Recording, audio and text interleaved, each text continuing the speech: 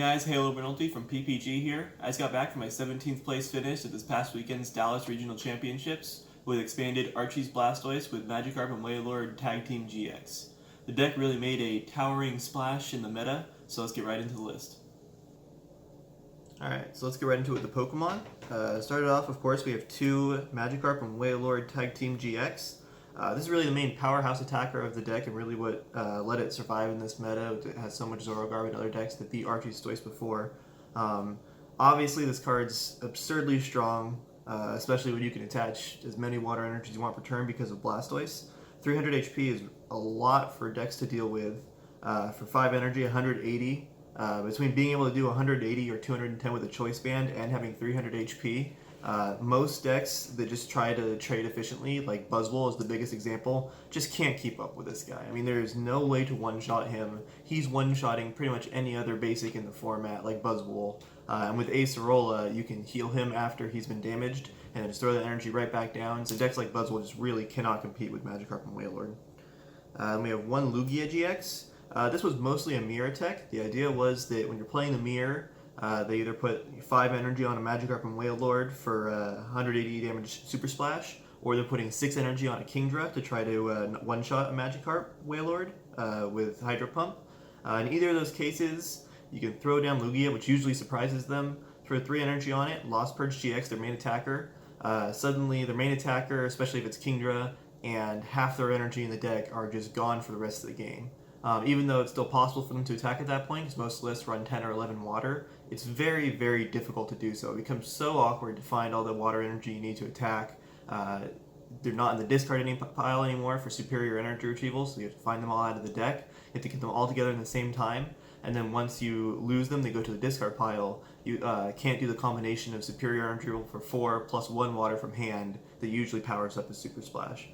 So even though in a lot of cases it doesn't automatically win because they can still attack, it just makes it super awkward for them and you just win the game from there. We have one Articuno.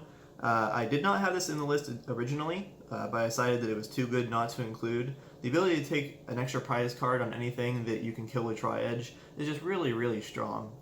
It's notable against basic decks, like Lost March is really good.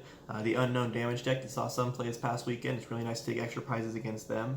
But really one of the best plays that I really enjoyed over the weekend was against decks like Zoroark or even Mirror that run Shaman. If you do Towering Splash GX, against decks like Zorogarb, it's very common for Towering Splash to take 3 prizes off their bench, and then I'll put 100 damage on their Shaman. After that, you can just bring up the Shaman, kill it with Articuno for the last 3 prizes, and you win the game just taking 3 prizes 2 times. That's really powerful.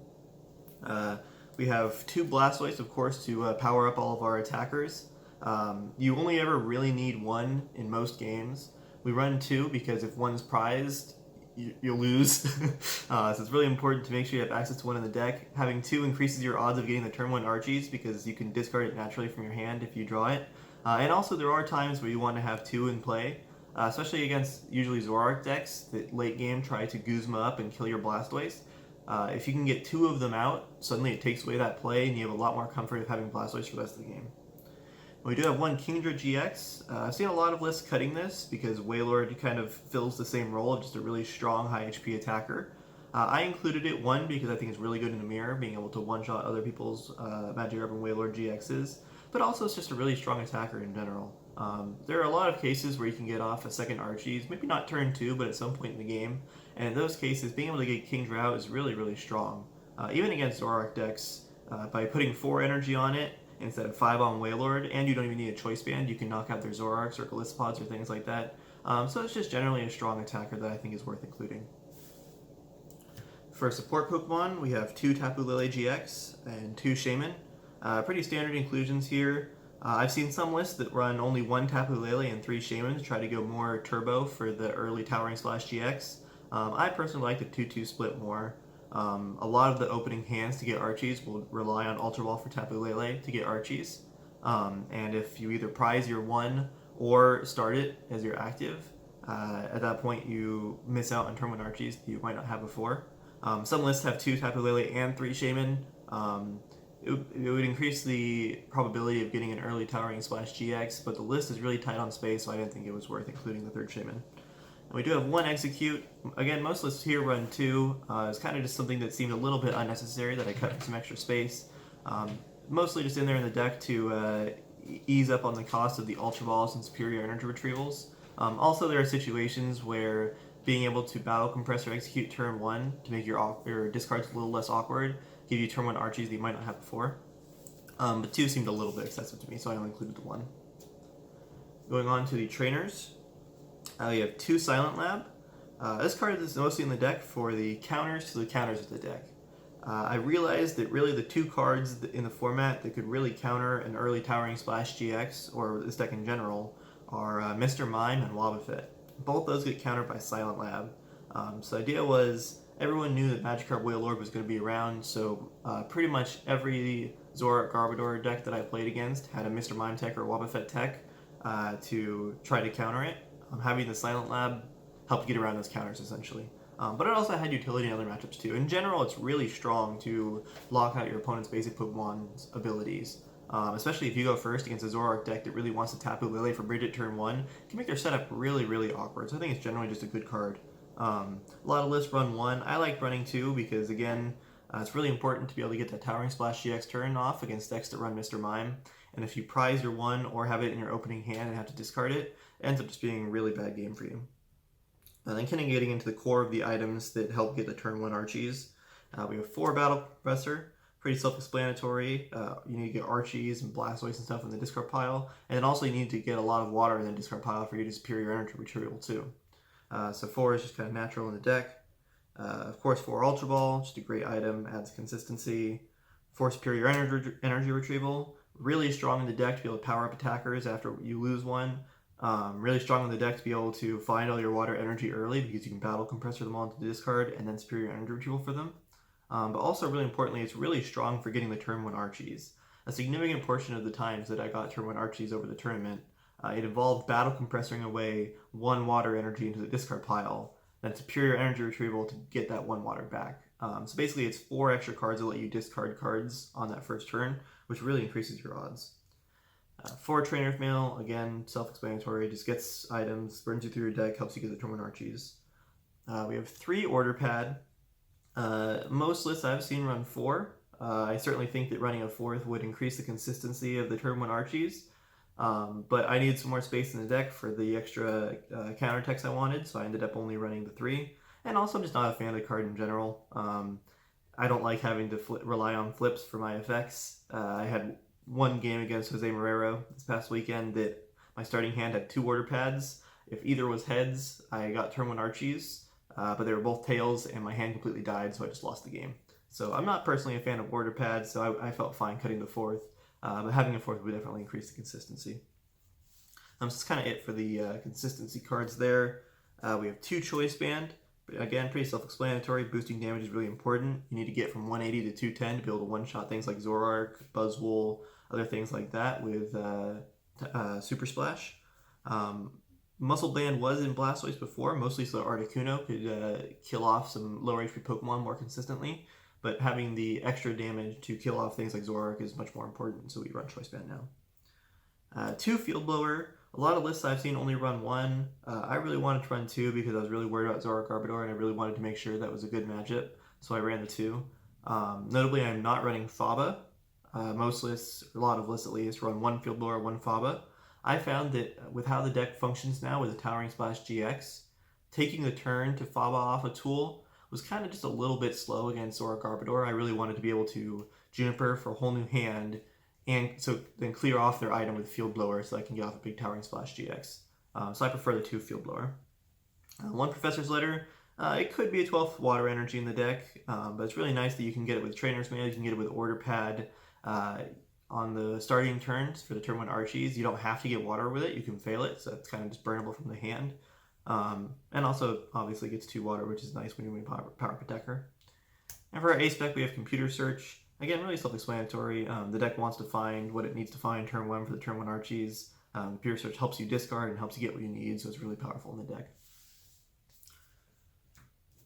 For supporters, we have 2 Archies Ace in the Hole. Kind of the same logic with Blastoise. We only really need 1, but if you prize that 1, you just lose the game on the spot.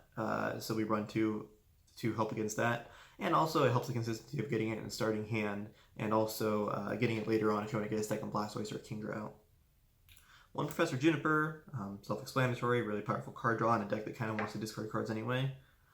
One N, I've seen some lists cut the N in favor of like a second Juniper, since you tend to take prizes very fast. I personally like the N. Having a shuffle draw option is nice for awkward hands where you end up with 3 Superior Energy Retrieval or 3 VS Seeker, where you just lose if you discard all of those. And also having a hand disruption option in the deck is really powerful. We have one Guzma, again, self-explanatory, killing what you want is good. Then we have one Acerola. I kind of touched on this later, but the Acerola is really what makes this deck really beat things like Buzzwole or Rayquaza. Those decks that normally rely on being able to take big one-shot knockouts just cannot one-shot Wailord, and they do get one-shot in return. Normally that kind of gets offset by the fact that Wailord is 3 prizes, but when you can Acerola, clear all that damage off, then drop it right back down thanks to the Luge, decks like Buzzwole and Rayquaza just really cannot keep up. And then we have 4 VS Seeker. Again, self-explanatory, get the supporters you want. Notably in this deck, it's especially important because being able to battle Compressor away and Archies and then VS Seeker for it, turn 1, really increases the odds of getting the turn 1 Archies. And then finally for energy, really straightforward. We have just 11 water energy. 11 may seem like a lot, but when you want to be able to get 8 on one Pokemon for Towering Splash GX, you realize that, yeah, you really do need to run that many. Yeah, so that's about it for the deck. We'll talk about analysis in a minute. So like I said, I think this deck is really powerful in the meta right now. Obviously, the combination of Archies and Blastoise to be able to drop down as much energy as you want every turn is really strong. But I think what really brought this deck to the next level and allowed it to do so well this weekend was the new Magikarp and Wailord Tag Team GX. What's really powerful about it is it really has a strong strategy against any kind of deck. I already talked about how it beats straightforward big attacker decks like Buzzwole and Rayquaza, but Towering Splash GX gives it a really good chance against other decks as well. Notably decks like Zoroark Garbodor or Zoroark Golisopod you might have a bad matchup against otherwise. Towering Splash GX just has the ability to totally flip a game, and that is really powerful. Other than that, the deck just has a ton of options up its sleeve between Articuno and Lugia, as well as the Kingdra. And inherently, the deck is like half items, which makes it very powerful for that reason as well. It's really consistent. Unfortunately, you are very dependent on getting an early Archies to be in the game. I did have games this weekend, notably in my win it in for top 8 in the last round, where I just got awkward hands that could never get out in Archies. And sometimes that happens, and that's kind of just a fact that you have to accept if you play the deck.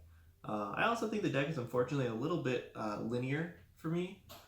Really, the big options or the big decisions that you're making throughout a game are when to use what resources, because the deck can really burn through itself insanely quickly. You don't want to end up in a situation late game where you have no VS Seekers left, no Superior Energy Retrievals left, kind of to lose from that point. And if you get to that situation, any deck that could just Guzma up your Blastoise might be able to win. I mean, if you've played through all your VS Seekers, you can't Guzma out of it. Played through all your Superior Energy Retrievals, can't get energy back, or maybe all your energy's already on the board. At that point, you kind of just deck out and lose, because there's nothing you can do from that point. So it is really important to conserve items with the deck. The other big decision to think about throughout the game is when to use Towering Splash GX. It might seem obvious that, oh, you want to use it early on against setup decks to clear off their board. But that's actually not necessarily true. If I'm playing against like Zoroark Garbodor, for example, it's the good one to talk about for this. Sometimes they try to really limit their bench, and even if I got off a turn 2 Towering Splash GX, it would only kill off maybe a Zorua and Trubbish. It would only take 2 prize cards. After that, they can set up again really fast, and that might not be worth it. I'm not saying it wouldn't be for sure, but I'd have to gauge the situation in their setup. Because if you save your Towering Splash GX, suddenly you have that pressure for the entire game that you could at any point use Towering Splash GX, which really affects how they have to play.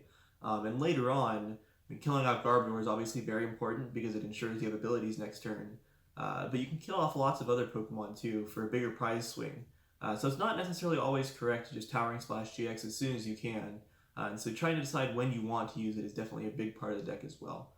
So those are 2 things that I would think about while playing the deck. Obviously, you need to get good at getting the turn 1 Archies, just seeing the routes that get you there. But once you get past that, those are the two big things to think about this deck.